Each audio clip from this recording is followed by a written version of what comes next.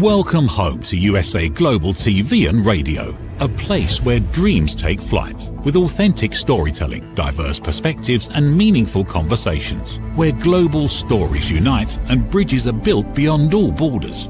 Discover world-class education, entertainment, hope and inspiration. Together, we're building bridges worldwide. Subscribe to our channel, USA Global TV. Download our app, USA Global TV. Be our guest or join our team. Visit usaglobaltv.com. Thanks to our founder and executive producer, Dr. Jacqueline Kerbeck. Music score by Yeffy Tang from Cloud Road Music. Voiceover artist Mike Porter. Creative direction by Paul Garcia. USA Global TV and Radio, your home for global connection. All rights reserved. This video and its contents are the exclusive property of USA Global TV and Radio. Unauthorized use, duplication or redistribution in any form is strictly prohibited. Howdy y'all, Red O'Loughlin here. We're on the Corner Bookstore on the USA Global TV and Radio Network. When I'm not doing TV shows, and every Thursday I do 3 back-to-back shows, and I'm an author. I've had 7, 8 books now. I'm got a book that's coming out very shortly. I'll talk about that in a second. But I also a book coach and a publisher. Publish over 50 books for other people. And when I'm not doing that, I research the human body at the cellular level, chemically speaking. I look for cause and effect relationships. Treat a cause, fix a problem, treat symptoms, and you'll always be treating symptoms. My next book coming out July 4th is called Aging Sucks. And it's about a very in-depth look at the causes of aging and the causes of health and what we can do to help ourselves down the road. That's enough about me for today. Let's go into our author, JM or Jennifer Shaw. Please join us up here on stage. Thank you for having me.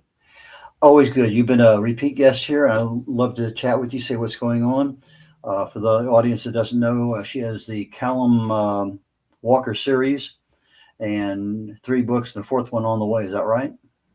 Fourth one has been released now, so it's out there. I noticed that when I looked on Amazon this morning, there was a 4th book. But the other stuff I looked at said it's coming out shortly. So it is what it is, isn't it? So yeah, I'm working on, oh, sorry. Go ahead. Tell us about the rest of the series coming that we don't know about. Yeah, so I'm working my way through my 5th novel in the series. And when I wrote the books, I got to my 4th book, I switched editors.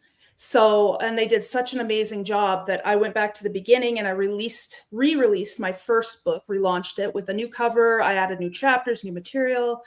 And then I'm doing a refresh edit of my 2nd and 3rd books and giving them new covers. So my 1st, 2nd, and 4th books have new covers, and we're working on the 3rd, and it'll be getting its new cover soon.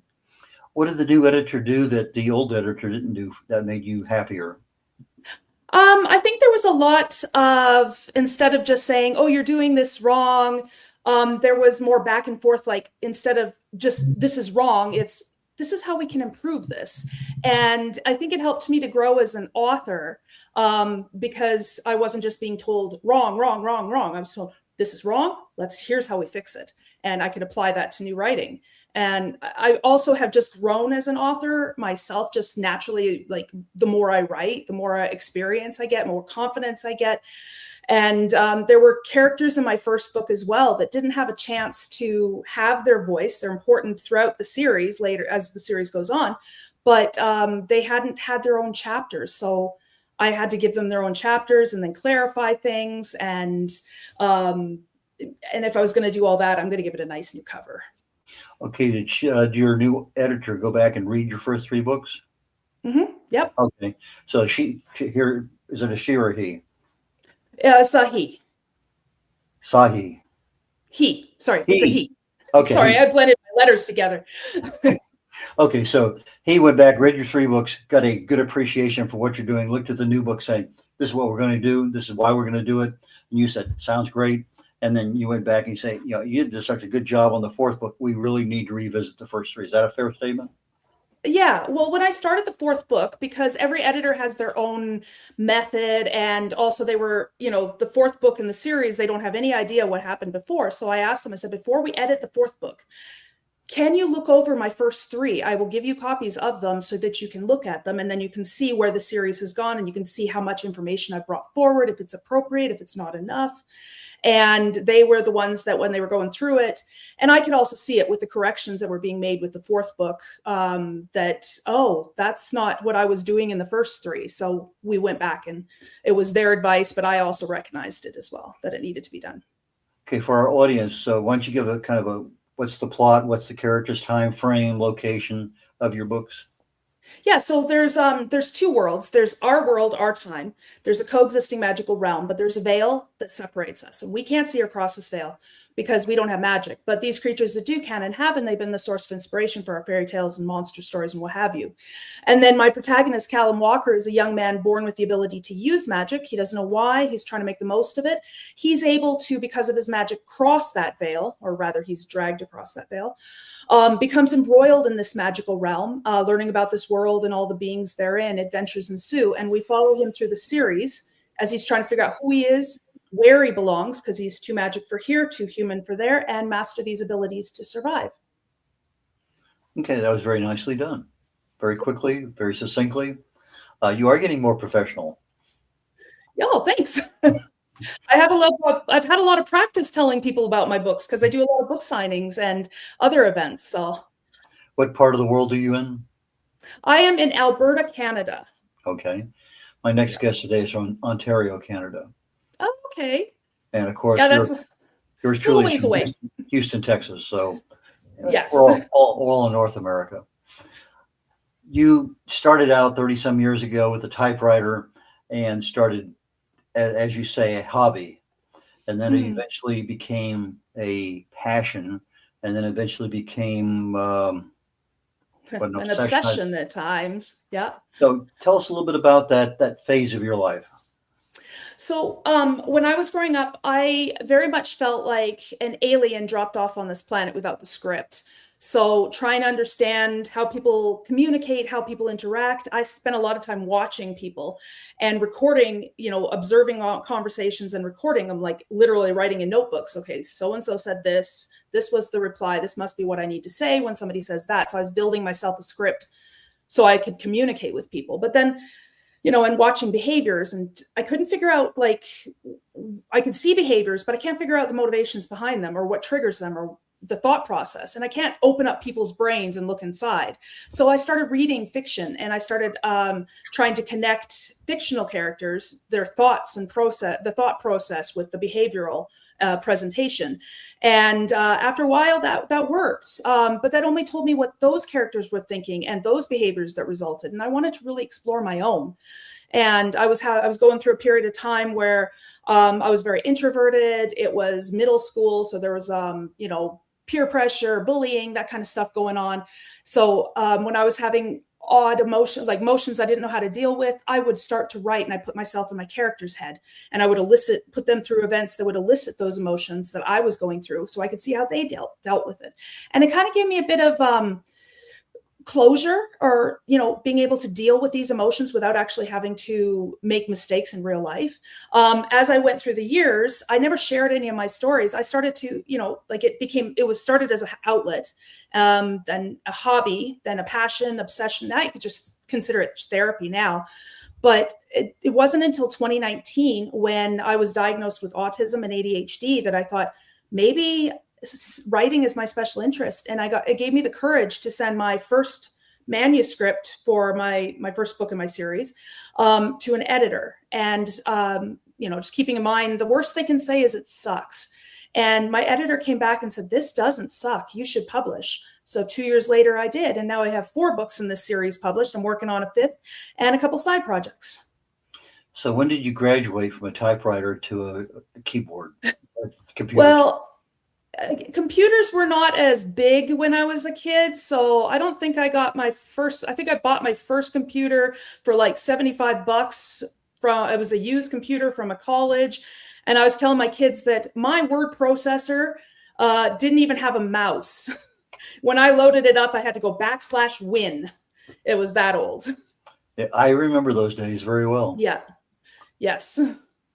So you graduated, then you started writing a little bit more. And with the typewriter, you obviously have a piece of paper that you can always have. But with Yes. the electronic world, you don't necessarily need that, but it's there if you want that option to get the piece. I'm editing a book now, and I'm serious. I've gone through it over a ream of paper and 2 big ink cartridges just in the last week. Well, it took me 12 Yeah. days to write. I'm about 8 days now into editing. And so it's overwhelming the amount of stuff that you can generate when you're writing. Yes. And I write fast enough that there was one point I was at my grandparents' house and I was using their computer to write something just to get ideas down and stuff. And my aunt thought I was just playing on the keyboard, like not really writing. And she had to come along and she was looking over my shoulder. She's like, "You're actually writing that fast?" So I haven't, I mean, when I was in high school, I tested myself and I was above average. So for writing speed, but Yeah. Last time I had a typing test professionally given was about 20 years ago, maybe 25, I'm guessing right now, it's near the turn of the century. And I was at 82 with a 0.5% error rate. So I was pretty happy with that. yeah, oh, that's pretty good. Yeah. Yeah. I don't even know what I type at now. Yeah. I'm less than that now, I will grant. And I'm also probably more error prone. But literally goes from here to the fingertips, and it's pretty fast. And it's, I guess, an enjoyment because I don't have to wait for my brain to catch up with my fingers most of the time. Yes. Well, I hit that backspace button or the delete key faster than, so I don't even know if I make a mistake, I'm hitting it so fast, like it's like a number key. Yeah. I likewise, if it's just a single letter, boom. But sometimes it's just single letter and I'm already into the next word or the word after that when I finally realized it was wrong. And okay, Yes. okay. And that's what I'm doing on my editing. I don't care what it is. First time pass, boom. Writing first Yeah. time pass, boom. And Yes. so I'll fix everything down the road rather than spend the time now trying to fix, well, is that a D or an S that goes at the end of that verb? Yes. And so I'm back and forth. But if I'm looking for a really short publishing time, I can't be totally involved in a particular word or sentence at that time because there's time later on you can go back and do that. So that's the Yeah. way I look at it. And then I don't know what writing program you're using, but most of them have the ability to either underline it or highlight it, make a note to yourself, like need to fix this later, or this sentence doesn't work, check it later. And then you can come back to it. But yeah, I mean, when the ideas are flowing, you want to get them out on the paper. You don't want to be stopped. It's like driving down the road. You want to get to your destination instead of having to stop at every single light. Yeah, I use Microsoft Word primarily. That's the one I've been with. I've used a couple others in the past, but I'm very comfortable with that one. Oh yeah, and they have really easy to use track changes, and you can highlight and make comments fairly easy. I've So never done that's that. My oh clients give me, manuscripts that have that on the margins, yeah but I have never ever used that. The only feature I use outside of basically the spell check and thesaurus is the read back function, where I yes. can Oh, sit I'm down very and familiar with that. watch the yellow brick road go by and Yes, hear it. And if it hears okay and I don't see a problem, okay, then that's done. Move on to the next yes, one. So I'm getting yeah. ready to start. Go ahead. I was gonna say I have dyslexia as well, so I miss a lot of words, or I reverse my vowel teams, or if there are multiple letters, I can't always hear it, so I have to have it read it back because you miss a letter at the end of assess and it becomes multiple donkeys. Yes, it does. And Yeah. so let's see here. You got dyslexia, ADHD, autism. What are the other three you're not telling us about? Well, Joking, I am, joking. yeah, I'm gifted in numeracy and pattern recognition. So What I is mean that What is numeracy? numbers, like anything to do with numbers. I excelled in math. I excelled in physics. Um, I guess it's a stim, but whenever I go out walking and I see a car drive by, I have to add the numbers up on the license plate until I get a single digit. But Okay, I'm very good with numbers. okay, you have an obsession. Okay, Yeah, yeah, yeah. When our grandkids were little, they'd be in the back seat of the car, and we started out. Okay, what's 1 + 3?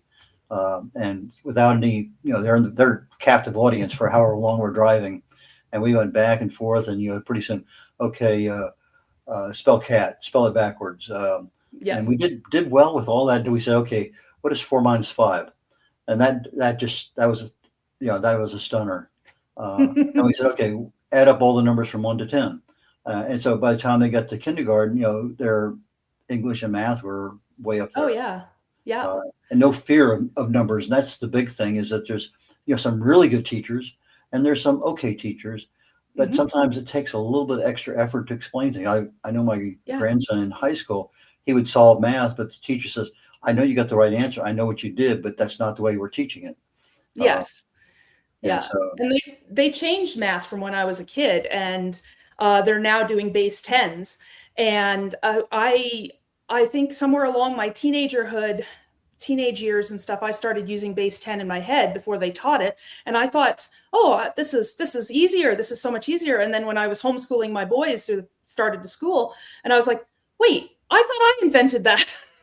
Because they didn't teach math that way when I was a kid. That was a hard lesson. Yeah, my advanced chemistry classes, we had to know the logarithms, the first 10, because a lot of the stuff was log base E, log base 10. You had to go back and forth. Yeah. And so if you just knew it in your head, whatever it was, boom, you could almost automatically look and see what it is or get pretty close. Worst case, you just plugged in the number and you converted automatically from one to the other. And that made things pretty, let's say, made it simpler, but not necessarily easier. Yes. Well, I have a hard time memorizing most things, but the numeracy part, numbers get locked in my head and I can see them and I remember them with only having seen them once. Yeah. I'm a numbers kind of guy. Faces and names, no. But numbers, they stick easily. Yes. Okay, so the writing time in your first book was, let's say, a couple of years. How long did it take you to write number 4? My first book, the rough drafts for my books, like the first one was like 2 months. The second one, I was on a roll, was like 2.5 weeks. My third book was about 3 months. My fourth book was a little longer, it was closer to 6 months because, I'm getting busier now because I'm telling the world that I exist, and I'm working on my fifth book, and it's about maybe between a quarter and a third of the way through. So that one's going to take me the longest because I kind of had to put it on hold while I was doing the relaunch. Do you have any thoughts as for book number 15 in this series? Well, I actually hope it doesn't go to 15. I'd like to do some other things. I do foresee like somewhere around 9 is what I'm aiming for, but because whatever number I end on, it's got to be divisible without any remainders, because I don't like remainders. They're just leftovers. I just don't like them. Can't explain it. Okay. Divisible by 3. Or 5. Okay. Or 4. But whatever they're divisible by 5. A whole number. Yeah, they have to end up with a whole number, no remainders. Okay, so divisible by 1 is acceptable? I've already got more than 1, so. Okay. So do you envision a totally new series, a total different characters, or one of these characters actually coming out and being the main character down the road? I've looked at the idea of doing taking some of the characters that I really love in the books that I've discovered and doing their backstory or exploring them, or, jumping ahead at some point and doing like a future down the road after the events of this series happen, and what kind of happens after the end of it. I would also like to do, and I've got a side project I'm working on, a dystopian kind of Robin Hood meets Romeo and Juliet with hints of Hunger Games. And I've also got some sci-fi ideas and some thriller horror ideas. About the only thing I don't write is history, mystery, and spicy romance. Okay. So you're not opposed to going back 20 years before your current characters and giving them a backstory when they were much younger, as opposed to, you can go either way. It doesn't matter. You're happy either direction you go time-wise. Yeah, exactly. I mean, there's one character I'd love to go back 200 years into his past, because, they live for hundreds of years, and explore the events that are taking place that led up to the moment now. Because I've referenced it a few times. I'm like, I would love to explore that history of his. Okay, we're coming up on a break here very shortly, just in a few seconds. So when we come back, let's go ahead and talk about marketing your books when we return. And so we'll be catching back up here very shortly. Okay. How much of your value have you been giving away? saying yes when the answer should have been no, lowering your price to secure the opportunity, giving more while receiving less. Over time, it adds up. Until one moment brings clarity, you've been giving away your value. This is not about working harder. This is not about doing more. It's about boundaries. It's about pricing. It's about respect. From Dr. Jacqueline Kerbeck comes a direct and necessary message. Stop over-delivering. Stop underpricing your expertise. Stop negotiating against yourself. Because when you recognize your value, everything changes. Stop giving away your value. Boundaries, pricing, and the business of respect. Available now wherever fine books are sold and on Amazon. A film by USA Global TV and Radio. Executive producer Dr. Jacqueline Kerbeck. Videographer and cinematic production Paul Garcia. Voiceover by Ed Wargas. Stop giving it away. Start owning it. Rhett Laughlin here. We're on the Corner Bookstore on the USA Global TV and Radio Network. My guest today is Jennifer J.M. Shaw. Please join me back up here on stage, Jennifer. Real quickly, before I get into marketing, thought occurred to me, in fact, actually just right now as I was saying your name, when I was doing some research on you, there's so many Jennifer Shaws out there who are authors. Yes, I realized that too. Is that why you went with J.M. Shaw? Is that one of the reasons? No, it was more of an anonymity thing. I married into a Chinese family, so I also went with my maiden name, so people didn't expect Chinese content because I'm not Chinese. But I used my initials for anonymity, as well as I didn't want people to see that right off the bat, female author writing in the fantasy genre, oh, it must be a romantasy, because so many authors write romantasy and mine is not. And so I didn't want to confuse people. I'm not making it a secret. I am, a woman, but it's a kind of an anonymity thing. Okay. So somebody was looking for you, they would do jmshawauthor.com as their web, but we'll talk about that down the road too. Yeah. Okay. Marketing. When did you start marketing the first book? I would say, so I released my first book in 2021, but I didn't really start marketing per se until the following summer. One of the first things I did is, the word marketing is terrifying, and I have no idea what it means. I'm not a marketer. I've never been a marketer. I am a stay-at-home mom right now, and I love writing, but to try to understand what it means, I stopped saying marketing and I start saying showing the world I exist. And that puts me in the right frame of mind. So with that mindset, I started doing book signings and school talks and, building up my Instagram and my Facebook and, sharing through word of mouth, where my books are. And I kind of started there and then just kind of built on there. And then within the last couple, almost 2 years now, I've been working with a publicist who has given me the opportunity to share my voice and tell a bigger portion of the world that I exist through podcasts and articles and interviews. And so it's been fun. And your publicist is Mickey Mickelson. Yeah. Yes. And I have his information on my website. So if anybody needs to reach out to him, his information is there too. Yeah, he's a great guy. Yes. Love him a lot. Your books are right now in paperback and ebook. You have audiobooks? Not yet, but I'm looking into it. I've had enough requests. So my books are available through print and on Amazon. They're available on Kindle. The first two are on Barnes & Noble, Press, and Kobo. The others will be as shortly. I just, trying to research hardcovers and audiobooks to make those available. I know that Amazon gives you the hard book option right away. I have a client that I'm working with that, for whatever reason, the designer that she insists on keeping can't get a hardcover cover for the outside of the book. It just, every time, here's the error dimension, but she can't make it right. I don't know. It is what it is. Well, unfortunately for any authors who are using Amazon or KDP in Canada, there is no way to order copies of hardcovers. They don't have a printer for them in Canada. So what I would have to do is I can design it, I can upload it, but it's only available in the US, and I'd have to order them to somebody I know in the US who would then have to pay to ship them to me. And Well, it would be astronomically expensive. that's interesting. I did not know that. Yeah. If they may change it sometime, I don't know, but for the time being, it's I cannot get hard copies in Canada of my book through that Okay, means. so you have to go through Barnes and Noble or Instagram or Ingram Spark or somebody. Yeah, something like that. And I'm looking into those as an option.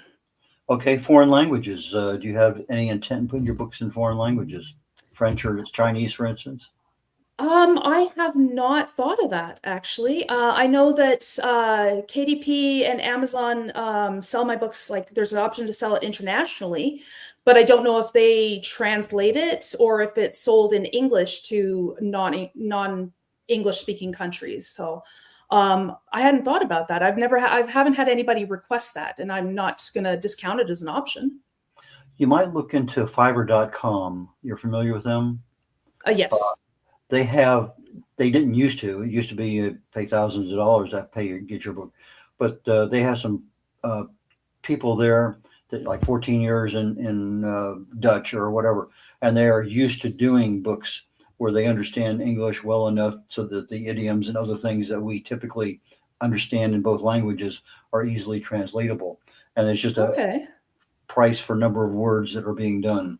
I'm giving some serious thought to doing that for a couple of my books here shortly, but that Okay. might be a source to look at, and just to, at least have something to price compare and quality compare against things.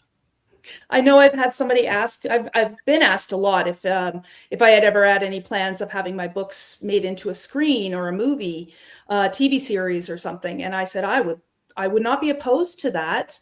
And the day somebody contacts me about that, I'll have that discussion. But and then I've also had people ask me if I'd be considering my books as a comic and made into a comic book. And I have a harder time envisioning that just because I haven't had I grew up with the Archie comics when I was a kid, but that was the extent of it. So I'd have to look into that a little bit, but I'm not opposed. I never heard the comic routine is something I've never even thought about. So that's an interesting concept. The Yeah. the book changing into various things. I had an author on within the last couple of weeks. He's from Canada. He speaks English and French, and he's in the process of writing his books again in French himself. But that's a skill that a lot of us don't have. So Yeah. you pay for that from somebody else. But okay, video marketing. Have you done any of that? I've done some shorts here and there, but other than podcasts, I was invited the end of last year to become a co-host on a international podcast show called the Sport Cat Shows. It used to be Para or Normal Guys. And so I'm doing that once a week, but I'm also looking at creating and broadcasting my own podcast because I see so many people doing that. And there's topics that I would love to discuss that I don't see as many people discussing. Don't forget, there's always live TV too, in addition to podcast. Yes, yes. Okay. So are you aware? I'm sure okay. Let me ask the question the way I should have asked at the beginning before I jumped into video. AI, do you use that at all in anything that you're other than just spell checking and grammar checking? I've used it as a thesaurus. Okay. I've used it to brainstorm ideas like, what type of material did they make their plates out of in medieval times? Those kind of things. But I've used it for the intended purpose that it is a tool. I've never used it to write my stuff. I will never use it to write my stuff. It's just a fancier tool. And I think that we just need to keep that in mind whenever we are using it. Yeah, mine's a lot of research, so most of mine is done, but every so often I got to whack them upside the head and say, Yeah. this is what I want, and go back and rewrite the prompt. I have a 2-page prompt I started with, and I said, go back and rewrite the prompt to include whatever we're doing right now so we don't have to go through this iteration after iteration to get to a final answer. And after about 6 or 7 of those whacks, finally getting to the point where I can have a good brainstorming session and because a lot of times they don't want to give you some information because it could be, let's say, in the medical field and in health and wellness, it may not be something you want. So I get, a cautionary thing, he'll still tell me, I'm using the he still tells me that, this is what it is, but just be cautious because it's not accepted all around. And so sometimes because of that cautiousness, I don't get the level of detail that I need. And so I started comparing, this AI with this AI with that AI, trying to see where's that happy batch at. And the one I started with first, I guess he's most adapted to me because the other ones are still, they're not playing the game the way I want it to be played. Okay. So that being said, there are super simple ways, hypernatural.ai, I think is what it is. And literally I take let's say this is what I want to say. I say, Chat GPT, that's the one I use. Give me a 35-second video presentation. Here are the basics. Take a look at his write-up. Okay, I change a couple things, and I throw it into Hypernatural. In less than 10 minutes, I have a video live on social media. Yeah, free. I've used it to create images because I'm not a visual artist, and or I will find something close to what I want on Canva, but it's not quite there, so I will do the best I can and say, ChatGPT, can you put a dark fantasy spin on this? Like not changing the wording, but just making the picture look more purpley or something. Yeah. So I've done that before. But the video shorts you can do a minute, 30 seconds, whatever, you just tell it. And literally it creates the video in a minute or two, and it's a video and it goes out on Instagram and Facebook. What social medias do you use? I use Instagram and Facebook. Those are your primary ones? Yeah. So if people want to find you, we'll talk about that here in about another 4 or 5 minutes. But so social media, how active are you with those? I try to post every weekday. I only just recently, within the last few months, I'd say, learned how to schedule posts, so I'm able to post a little more regularly. But there's, if there's events and stuff that are happening beyond the regular Monday through Friday posts, then I will post those, like upcoming book signing events, if I can catch it, post those before the events. I also do the Wednesday podcasts regularly, so I post that on Wednesday because it's a live, and I'll give the link to it, and I do usually get the information ahead of time. But yeah, or anything that's special that comes up that I want to tell people about right away and not wait for like 4 weeks so that it can be posted in the schedule. You mentioned earlier you were diagnosed with ADHD and autism late in life. Yes. How did you recognize you had a problem, and what did you do when you finally decided, let me go talk to someone? So I didn't even think about it as a possibility. It wasn't, autism and ADHD were not really that well recognized. And I mean, like, unless you struggled in school, people didn't really give you the time of day. It's just, if you were hyperactive, you were a problem child, you needed more discipline. But it wasn't until my sons started into preschool, and there were social communication red flags and other red flags in their behavior. So we went through the ADOS assessments with my oldest son. And as we're going through that, that's very in depth. And they were asking me questions about milestones, upbringing, and they were talking about any different behaviors or any certain types of behaviors and certain types of categories. And I started to think, it's like, these are red flags. These are the red flags that I've done those my whole life. I just thought those were normal. So he got his diagnosis in July, I think it was June or July. And I went to a private psychologist, and I did the ADOS assessment for myself as well. They had to modify it because it's not really testing for grownups, it's for kids. So she modified it, and she did the ADHD test, and she did a IQ test at the same time, and found out that I'm severe combined presentation ADHD, and the autism that I have would have been called Asperger's. And then looking back throughout my life, it made sense. Like some of the things that I did, like I taught myself to read when I was 4. I've always had the issue with numbers. From the time I could count, I was counting. And I built myself, when I was 11, I built myself a working seismograph with rubber bands, cardboard, and a pencil, and buried it in my backyard in a shoebox, and it worked. I got grounded though when I made a sundial on my windowsill with permanent marker. I got grounded for that one. But I thought everybody did that. And even with my sons, I have people say, oh, they're very busy boys.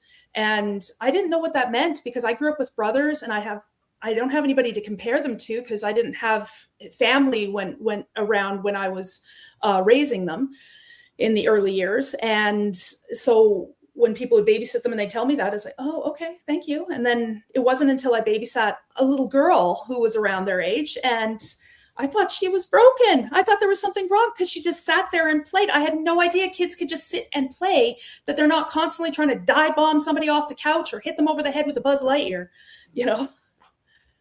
And I do know, though, that after I was diagnosed with autism, and I haven't kept it a secret, I've shared it, because there's a lot of people that just don't understand. I think one of the first questions I was asked is, oh, what's it like to be autistic? And my response to that was, what is it like to not be autistic? You tell me what it's like to not be autistic, and I can tell you what it's like to be, because it's all I know. We're getting ready to wrap up the show, and here in a minute I'm going to let you tell people how they can touch you. But one last quick question. What is one thing, a lesson learned over the first 4 books that you've done, that would help new authors get started and get a book published? You can write it, you can proofread it, you can edit it up the wazoo, you can have a million different people look at it, and it will still never be perfect. And that's okay. It's not supposed to be perfect. We're human. We don't make things that are perfect. And if it was perfect, it wasn't written by a human. How do people get in touch with you? How do they buy your books?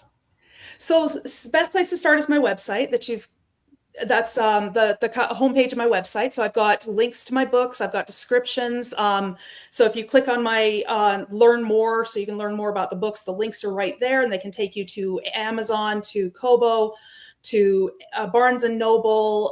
I've got links to Amazon.com and Amazon.ca. I've also got my Facebook and Instagram there on the bottom, as well as a Goodreads link, so you can see what other people are saying about my books. And an events page will tell you where I'm going to be for events and other things coming up. Okay, for our audio audience, who'll be joining us later on this afternoon, J.M. Shaw, SHAW, author.com, and under the same name on Facebook and Instagram. Mm-hmm. Yeah, I think on Instagram I have an underscore between Shaw and author. Jennifer, JM, I really enjoyed our conversation today. Well, I appreciate you joining us again. I look forward to our next conversation, and maybe Absolutely. book 5 is out, and it'll be a good time to reconnect and see what's going on in your life. It would be a pleasure. Thank you so much. Well, J.M. Shaw, Jennifer Shaw was our guest today on the Corner Bookstore. My next show here, literally in about 24 minutes, is The Wise Ones, and I have a really good author. Not author. He's also an author, but he's a business coach, business strategist, breakthrough artist, a lot of things. And so I'm going to enjoy our conversation with him. After that, I have a show called The Talking Heads, and my topic today is, why does fasting change the biology of aging? And so I'll be talking about that in some detail. If you're watching our show today on YouTube, really appreciate it if you would consider subscribing to either USA Global TV and Radio.com and Dr. Jacqueline Kerbeck, KERBECK.com. My talk this afternoon is primarily about aging and the biology of aging. The book I have coming out shortly, July 4th, is my publication date. It's called Aging Sucks, and it's about what are the causes of aging. And basically, I look at it very simply. If your repair capability can overcome your damage done every second of every day, you're going to be healthy. But at some point in time, the repair capability of your body can't exceed the damage being done. And then that's when aging starts really in earnest, and your risk of disease increases. So I'm looking at the hallmarks of aging. I'm looking at the hallmarks of health. And I think I have 4 or 5 different pathways of disease that start different places in the body and progress into a disease. But that's what I'm talking about today in about 2 hours. So Red O'Loughlin here. We're signing off on the Corner Bookstore on the USA Global TV and Radio Network. And I look forward to seeing you next week, or literally here in the next 22 minutes on The Wise Ones. Take care, y'all. Bye now. Hey, you. Psst. Yes, you, watching this right now. Are you creating content, a blog, a podcast, a newsletter, going live on Instagram or TikTok, and still not seeing real visibility or growth? Here's why. Anyone can post, anyone can go live, but not everyone is positioned to be taken seriously. Right now, people are going to YouTube to search for experts, for answers, for credibility. So while you're putting in the work, someone else is being seen as the authority. Not because they know more, because they're positioned better. Now imagine this. Your own professionally produced TV show, marketed, distributed, optimized with SEO so people can actually find you. Not just seen, but searchable, discoverable, positioned. You're trained, you're coached, you're guided. No experience necessary, but you do have to be coachable, because this is about stepping into a higher level. This isn't about doing more, it's about doing it right. We've already built the platform, 2 YouTube channels, a global audience, a Silver Creator Award. So the question is, how much longer are you going to rely on temporary visibility when you could be building real authority? If you're ready to be seen differently, go to usaglobaltv.com and apply to host your own show. This is for individuals who are serious about investing in their visibility, their credibility, and their growth. If that's you, we're ready. USA Global TV and Radio, where your voice becomes your platform. Executive producer, Dr. Jacqueline Kerbeck. Videographer, Paul Garcia. Voiceover, Ed Vargas. All rights reserved. This production is the exclusive property of the USA Global TV and Radio and may not be reproduced, distributed, or used without written permission. My Tummy Hurts by Dr. Jacqueline Kerbeck. Meet Jackie. She loves recess, running with friends, and laughing on the playground. At school, Jackie tries to play like she always does, but suddenly the pain comes back. Lately, something feels different and her tummy hurts, sometimes a little and sometimes a lot. With the help of a caring teacher, a nurse, her mom, and a kind doctor, Jackie begins to understand what her body is trying to tell her. Sometimes tummy pain is more than a simple bellyache.